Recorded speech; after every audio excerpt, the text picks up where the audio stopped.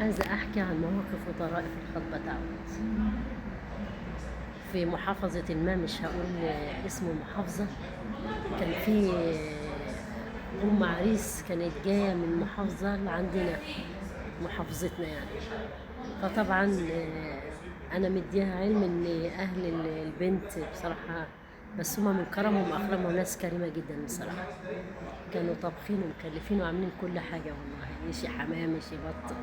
بس هم أصلا طبعهم كده بصراحة كرمة، بيكرموا الضيف. طبعا زي ما الرسول عليه الصلاة والسلام وصانا إكرام الضيف. طبعا الست جاية، مش هاين عليها تجيب أي حاجة معاها وهي جاية، حتى 2 حاجة ساقعة مش هاين عليها. بقول لها طب مش هتجيبي حاجة معاكي وانت داخلة على الناس؟ قالت لي انا مش عارفه مكان. قلت لها تعالي وانا اوديكي يا ستي، تعالي وانا اوديكي. المهم بصت كده يمين وشمال، مش هين عليها برضه تجيب حاجه. رحت انا جبت لها الاتنين الحاجه الساقعه عشان تدخل بيهم على الناس، ودخلت واتبسطت واكلت وشربت.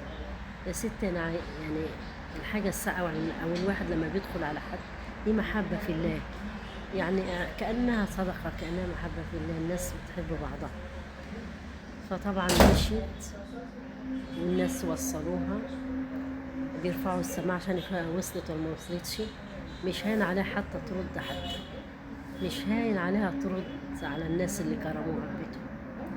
دي مش عارفة نسميها ايه. انا طبعا مش عايزة اذكر اسم المحافظة، لان مش كل الناس زي بعضها، مش كل الناس زي بعضها.